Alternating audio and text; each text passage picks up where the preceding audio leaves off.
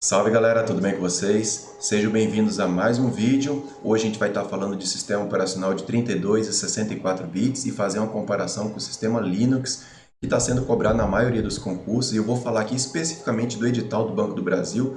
Muitas pessoas têm me perguntado a respeito desse tema, então a gente vai trazer para vocês aqui, trazer uma questãozinha de concurso para vocês verem como está sendo aplicado isso na prática. Beleza? Vamos nessa!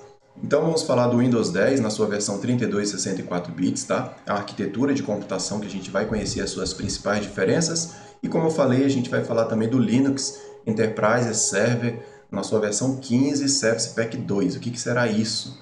Né? Por que estão cobrando esse tipo de conteúdo? Vou trazer aqui algumas informações importantes para vocês, beleza? Mas já chega curtindo esse vídeo, tá? Para apoiar o nosso trabalho, se inscreve no canal se você não é inscrito, porque toda semana a gente traz conteúdos novos para vocês aqui. Vamos falar então sobre o que diz o edital do Banco do Brasil, né? Eu falei que a gente ia tocar em cima desse ponto aqui, ó, noções de sistemas operacionais, e a gente vai falar do Windows 10, 32 e 64 bits, e também do ambiente Linux, que ele coloca entre parênteses aqui, ó, SUSE SLEs 15 Service Pack 2. O que será isso? Por que estão colocando isso, né? Eu vou trazer aqui as informações a respeito dessas duas informações. 32 e 64 bits e do ambiente Linux, justamente essa parte. Com relação a noções de sistema operacional, eu já tenho um vídeo falando a respeito disso. Tá? Então a gente tem aqui o sistema operacional Windows e Linux, eu ensino os principais atalhos e comandos do Windows e do Linux. Tá? Se você não assistiu, a descrição está aqui embaixo, tá? No nosso vídeo, para você acessar também aqui. E esse vídeo é um complemento a esse que já está publicado, tá bom? Então a gente vai trazer agora a parte específica do Windows 32 e 64 bits e do ambiente Linux, justamente o SUSE SLS 15 SP2. Beleza? A gente vai falar a respeito disso a partir de agora.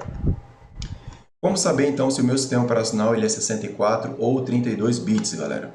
Primeiramente, você vai lá no menu iniciar do seu computador, tá? Vai lá na pasta Sistema do Windows, procura essa pastinha aqui, ó, Sistema do Windows, e aqui dentro vai ter Meu Computador, ok? Aí você clica com o botão direito do mouse, tá? Vai abrir essa opção aqui, ó, para você fixar o Meu Computador aqui na parte do iniciar, mas o que nos interessa é vir aqui em Mais e selecionar a opção Propriedades.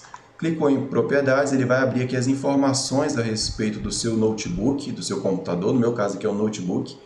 E aí, olha só, o meu processador é um Intel Core i7, tá? De 2.7 GHz, né? Chegando até 2.9. A memória RAM, que é a memória principal do meu notebook, é de 8 GB. E aqui embaixo o tipo do sistema, que é o que nos interessa, olha, sistema operacional de 64 bits, processador baseado em 64 bits. Percebam que tem duas informações importantes. O meu sistema operacional e o processador trabalham em 64 bits. Beleza? Tomem nota disso que é importante. Mas afinal, o que significa uma arquitetura de 64 ou de 32 bits? Na prática, pessoal, um computador de 32 ou 64 bits diz respeito à arquitetura do processador, esse é o primeiro ponto que eu quero que vocês anotem, e do sistema operacional, empregados em uma determinada máquina. Vocês viram lá que na descrição, né, do meu computador aqui, ó, é tanto o sistema operacional de 64 como o processador é baseado nessa arquitetura de 64 bits, no meu caso, tá? Mas então, isso se refere, quando alguém perguntar para você se o seu computador é de 64 bits ou de 32, o primeiro ponto é a arquitetura do processador. E o segundo, referente ao tipo do sistema operacional. Com relação aos processadores, que são de 32 bits, eles têm uma capacidade de processar instruções, né, que são sequências de bits, de até 32 bits. Esse é o tamanho das instruções 32 bits, enquanto que os de 64 bits podem trabalhar com aquelas instruções de até 64 bits, ou seja, o dobro de informações. Isso quer dizer que os nossos processadores de 64 bits vão poder processar muito mais instruções com tamanhos maiores do que a de 32 bits, né? Beleza? Já com relação ao sistema operacional, uma característica importante nos SOs consiste no fato de que as versões 64 bits elas são capazes de reconhecer uma quantidade maior de memória RAM. Elas reconhecem uma quantidade maior de memória RAM do que os sistemas operacionais que operam em 32 bits. Beleza? Essas são as informações importantes da gente tomar nota. Tome muito cuidado, porque eu vou trazer uma questão de concurso que vai falar justamente a respeito disso aqui, ok? Falando ainda de sistemas operacionais de 64 e 32 bits, a principal diferença com relação ao sistema operacional é a quantidade de memória que ele consegue reconhecer, tá? Um sistema operacional de 32 bits pode endereçar até 4 GB de memória principal, de memória RAM. E a versão 64 bits, ele alcança mais do que isso. Toda vez que passa acima de 4 GB de RAM, podendo chegar até 128 GB, aí a gente está falando de um sistema de 64 bits. Ele consegue reconhecer a memória principal com tamanhos acima de 4 GB. Beleza? E aqui vem um ponto importante que fala o seguinte: embora o limite, na teoria, né, para os sistemas de 32 bits seja de 4 GB de RAM, a quantidade máxima de endereçamento de memória para todos os dispositivos do computador fica limitada a cerca de 3,5 GB, já que o sistema ele vai guardar uma parte da memória para o funcionamento dos demais dispositivos, como HD, placa de som e assim por diante. Então, na prática, pessoal, um sistema de 32 bits ele não consegue alcançar 4 GB de RAM para a utilização, porque ele tem que reservar uma parte para o sistema. E aí ele vai usar 3 GB, praticamente 3,5 GB, para conseguir operar o restante das operações.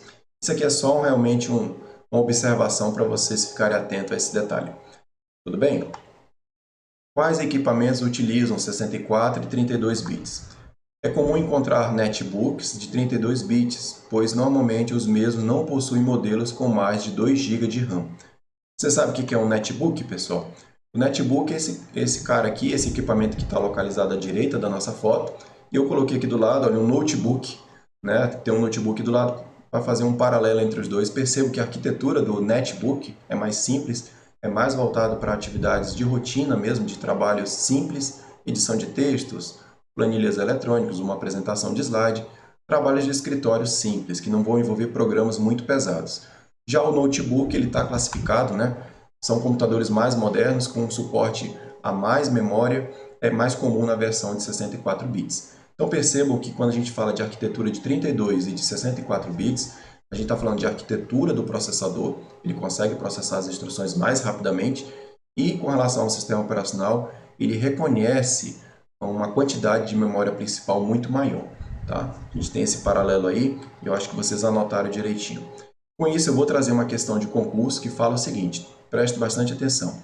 Os termos 32 bits e 64 bits das versões do Windows, aqui ele fala do Windows 7, tá? Mas pode ser qualquer um, se refere a alternativa A, maneira como o processador de um computador processa informações, sendo que a versão de 64 bits do Windows processa a RAM com maior eficácia do que um sistema de 32 bits. Alternativa B, maneira como o processador de um computador processa informações, sendo que a versão de 64 bits do Windows processa a RAM com menor eficácia do que um sistema de 32 bits. Alternativa C, capacidade de guarda de dados em RAM, sendo que a versão de 64 bits do Windows guarda mais dados em RAM que um sistema de 32 bits. Alternativa D, capacidade de guarda de dados em RAM, sendo que a versão de 64 bits do Windows guarda menos dados em RAM que um sistema de 32 bits. E alternativa E, velocidade do processamento e a quantidade de dados armazenados em RAM, sendo que ambas as versões têm igual desempenho. E aí, galera, qual dessas questões estão corretas? A qual dessas aqui você marcaria com base no que a gente acabou de passar para vocês? Se você quiser pensar um pouquinho mais, pausa o vídeo que eu vou trazer a resposta. Alternativa A, tá? Então, os termos 32 e 64 bits estão ligados à maneira, primeiro, que o processador de um computador processa as informações. Tá? Então, até aqui está tudo ok, a maneira como o processador vai processar as informações, a gente viu isso, né? Sendo que a versão de 64 bits do Windows processa a RAM com maior eficácia do que um sistema de 32 bits. Beleza? Certinho. Talvez uma outra questão que cause dúvida, e que até é uma pegadinha, é essa alternativa C, capacidade de guarda de dados em RAM, sendo que a versão de 64 bits do Windows guarda mais dados em RAM que o sistema de 32. Muito cuidado, tá? Ele está falando aqui que essa questão dos termos de 32 e 64 bits se refere apenas à questão da capacidade de guarda dos dados. E não é, né? Tem a ver com o processador, por isso que eu falei Fiquem atentos que ele está relacionado à questão do processador e também do reconhecimento que o sistema operacional tem com relação à memória RAM. O sistema operacional de 32 bits reconhece memórias RAM até 4 GB e de 64 bits acima disso. Beleza? Fiquem atentos, tomem muito cuidado. Vamos falar agora do Linux Enterprise Server, né? Essa novidade que tem aí nesse edital. Eu acessei esse endereço aqui, recomendo que vocês acessem. Vou deixar o link disponível aqui na descrição do vídeo. É documentation.suse.com, tá? E aí aqui /ptbr, que é a versão na nossa língua portuguesa. E aqui você encontra a documentação dos produtos da SUSE, com a distribuição Linux, e a gente vai ver a versão para servidores. Depois que você acessa esse endereço, eu recomendo que vocês venham aqui, ó, detalhes da versão. E aqui você vai encontrar um monte de versão que existe, tá? Então ele vai abrir, ao clicar nesse menu, ele vai abrir aqui várias versões, olha só. O SUSE Linux Enterprise Platform Products and Solutions, SUSE Linux Enterprise Desktop, SUSE Linux Enterprise Server, dentre outros que estão aqui para baixo. Tá? O que nos interessa, pessoal, eu fui lá no edital e o que eu fiz? Extraí aquela partezinha lá, que eu não entendi por que está sendo cobrado, tá? Que é justamente o SUSE SLES. O que é isso aqui, pessoal? Olha só, o S é SUSE, né? O L, Linux, né? O E, Enterprise e o S, Server. Tá? Então, dentre essas opções que vai abrir aqui para vocês, vocês têm que estar ligados nessa aqui, ó. SUSE Linux Enterprise Server. E aqui continua, 15SP2. É justamente aqui a versão, olha só. Então aqui, você vai clicar aqui, ó, 15, na versão 15, Service Pack 2. Você vai clicar nesse carinha aqui. Beleza? E aí ele vai abrir o quê? Vai abrir essa janela aqui pra gente, olha só. Tá em inglês, né? Então eu sei que muita gente vai falar, e agora? Como é que eu vou, né, fazer a leitura disso? O que eu recomendo vocês fazerem? Clica com o botão direito do mouse, né, na página e vem aqui, ó, traduzir para o português, tá? E aí quando você fizer isso, ele vai abrir aqui, ó, notas de lançamento. Então, o SUSE Linux Enterprise Server é um sistema operacional moderno e modular para TI, que é a tecnologia da informação, multimodal e tradicional. Este documento fornece uma visão geral de alto nível dos recursos, capacidades e limitações do SUSE Linux Enterprise Server 15, Service Pack 2 e assim papapá. Pessoal, aqui vai ter muita informação a respeito desse lançamento, tá? Dessa versão que vocês estão vendo. Eu acessei o site deles e extraí algumas informações para trazer aqui para vocês. Primeiro, essa versão do Linux Enterprise Server é um sistema operacional multimodal que abre caminho para a transformação da TI na era definida por software. Então, um detalhezinho, um ponto para vocês anotarem. É um sistema operacional multimodal. O que seria isso, né? É um sistema operacional que ele é modular e ele é executado em 4 arquiteturas de processador. Então, ele consegue ser executado separadamente em 4 arquiteturas de processador. Isso é o que propõe, está na documentação, eu tirei de lá, tá? O sistema operacional moderno, ele é moderno e modular, tem essa característica. Ele ajuda a simplificar a tecnologia da informação multimodal, percebo que essa palavrinha já se repetiu 2 vezes, né? Torna a infraestrutura de TI tradicional eficiente e fornece uma plataforma envolvente para os desenvolvedores. Isso é o que está no ambiente deles, tá? Anotem que é importante, porque esse conteúdo aqui, ele é voltado para quem é da área de informática, mas por algum motivo caiu, né, no edital do Banco do Brasil. Outra informação importante, ele também é projetado para ter interoperabilidade, ou seja, operar em várias plataformas diferentes. Quando fala de interoperabilidade, ele vai funcionar em vários tipos de plataformas diferentes. Por exemplo, olha só, o SUSE Linux Enterprise Server se integra a ambientes tanto Unix, né, e Windows, né, clássico. Oferece suporte à interface de padrão aberto para o gerenciamento de sistemas e foi certificado para compatibilidade com o IPv6, a versão 6 do IP, do protocolo IP. Tá? Essas são algumas informações. Eu procurei algumas questões de concurso a respeito desse tema Eu só encontrei questões para profissionais da área de análise de sistemas, então não acho que vai ser cobrado a nível de analista de sistema, porque é a galera que é formada, como eu, né, no nível superior de sistema de formação, na área de informática. Como se trata de um concurso que não é da área de informática, eu acho que eles não devem cobrar características específicas de implementação desse tipo de serviço. Com isso, eu trouxe algumas palavras-chave que eu peguei lá do site e vou apresentar aqui para vocês. Ele se propõe a acelerar as inovações em termos de tecnologia. Ele apresenta como vantagem segurança e conformidade. Ele moderniza a infraestrutura de TI. Ele oferece uma continuidade dos negócios, simplifica o ambiente de TI.